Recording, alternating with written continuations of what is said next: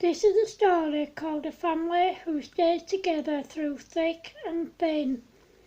It's the 1st of September 1940, exactly 1 year after World War II was officially begun. A young couple with 4 sons and 6 daughters are terrified because they are Jewish and they live in Germany. The couple, Otto and Edith, know that they may one day be sent for and taken away by the Germans and sent to a work camp. Their children are all aged between 6 years old and 18 years old, and they are all in school and college. One day, Otto finds an old empty building in the middle of nowhere and asks his friend, who is German, to buy it so that he can take his family there to hide from the Germans until the war is over. His friend agrees, and a few days later Otto, Edith and all their kids secretly move there. They hid in an old house, and their friends would secretly bring them food and the essentials they needed as often as possible. They had to black out the whole building so that they wouldn't draw attention to themselves. During the day they had to be quiet and keep a low profile because even though they were in the middle of nowhere, people sometimes took walks nearby. The family managed to stay at the house for a couple of years. However, one day one of Otto's friends was on his way to take them food and essentials when he noticed that he was being followed. He took a detour and managed to lose them. He told Otto that from now on he would have to take a different route, meaning it would take him much longer to get there. He did this for a few days until someone followed him again. This time it was some German soldiers and he didn't see them. Unfortunately, as he approached the house, they arrived at the same time. They forced him to open the door and let them in. They took Otto and his wife and kids to Auschwitz-Birkenau, where they were all forced to work, whilst others were sent to the gas chambers and killed. Some people were sent to the gas chambers on arrival at the camp, some after a few days, weeks or months later. Families were separated, but thankfully Otto was in the same part of the camp as his sons, and Edith and their daughters were together in another part of the camp. However, a few days after they arrived at the camp, Otto and Edith and their kids were all separated and sent to different parts of the camp. They decided they didn't see each other for months on end. Disease in the camp was rife, causing people to die. People were also dying from some starvation. Otto had no idea what had become of Edith and the kids, and he was desperately worried. Edith had no idea what had become of Otto and the kids, and she was too desperately worried. A few months after they arrived, Otto's friend Abraham arrived, and Otto explained about Edith and the kids. Abraham told him that Edith and the kids were fine. He knew this because his wife Etta and their kids were in the same parts of the camp that Edith and their kids were in, and he'd managed to see them without getting caught by the guards. Otto said to Abraham, "Abraham, we have to get out of here. We have to find a way to get ourselves out and our families out of here."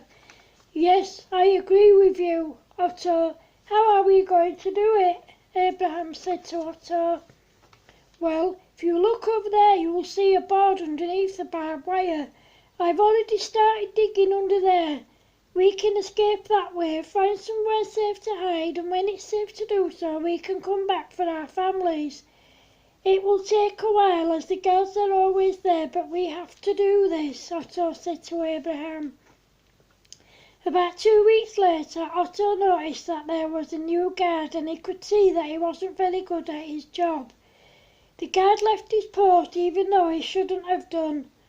Otto and Abraham took the chance and sneaked up to the fence and managed to escape without being seen and caught. They ran as fast as they could, and they managed to find somewhere safe to stay where they kept a low profile. At night when it was dark, even though they knew they could be caught, they went back to try and catch a glimpse of their families.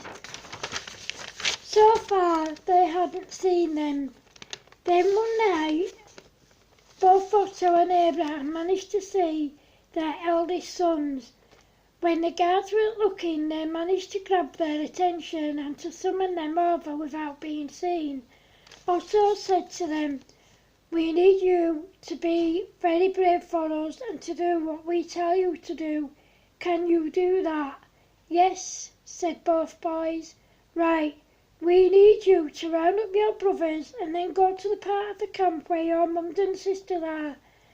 We need you to stay down and out of sight.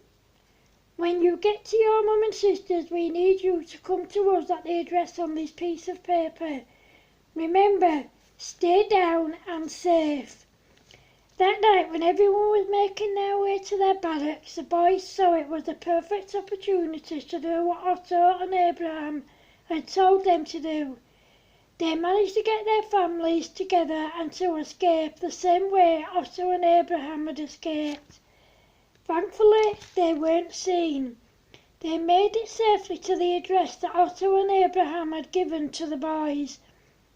However, a few days later they were found by the Germans and taken back to the camp.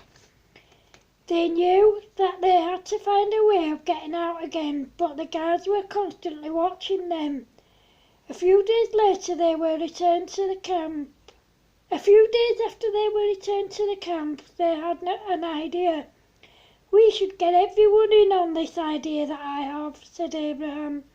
They got the men together and told them that they were planning to set fire to their barracks. That way they could escape without being caught. That night they did what they'd planned, and about 600 people managed to escape, including their families. Some people were shot and killed, some were caught and then killed in front of everyone. One of Otto's little boys was caught by a guard, but he managed to wriggle out of his striped pyjama top because it was far too big for him. He kicked the guard, bit him, stole his gun and then shot and killed him. He quickly got the guard's gun belt that was holding his bullets and ran to his dad. They all hid for a few days until the guards started closing in on them again. However, this time the guards were outnumbered and some of them were shot and killed. Two of the guards secretly came forward and told Otto and Abraham that they too were Jewish. They could prove this because they too had numbers tattooed on their arms, but they'd managed to keep them hidden. They changed their appearance and names after they escaped from another camp. Otto and Abraham allowed them to hide with them. As the other guards started getting closer, they shot them and everyone managed to escape safely, or so they thought. They didn't know that there were more guards hiding in the woods. Some people, such as Abraham, Otto and their families, were caught, beaten and taken back to the camp. Everyone knew that if they were caught trying to escape again, they would be killed. This time they waited a couple of weeks. Every day when they were all out working, they cut bits of the barbed wire fence until they'd cut enough for them to escape again. This time they all managed to escape by some people distracting the guards. When the guards realised what was going on, they shot at people, but they were too far away and the guards missed. This time, many more people escaped, but it didn't make up for all the people who were shot and killed, and all those who were killed in the gas chambers. Everyone who escaped managed to stay safe without getting caught again. Otto, Abraham and their families stayed in hiding until the war was declared over on the 2nd of the 9th, 1945. After the war, both families came up on some very hard times, but nothing they went through could ever compare to the Holocaust. They were all so thankful that they had managed to survive the Holocaust and that they were able to tell their story. However, they never forgot the people who were killed. They decided to allow some of the people who they met in the camp and had managed to survive stay with them until they could make other arrangements. Some people stayed for days, others stayed for weeks, and some stayed for months. Otto, Abraham and their families helped as many people as they possibly could. However, no matter how tough things got, both families stayed strong as a family and were there for each other no matter how bad things got, because that's what families do.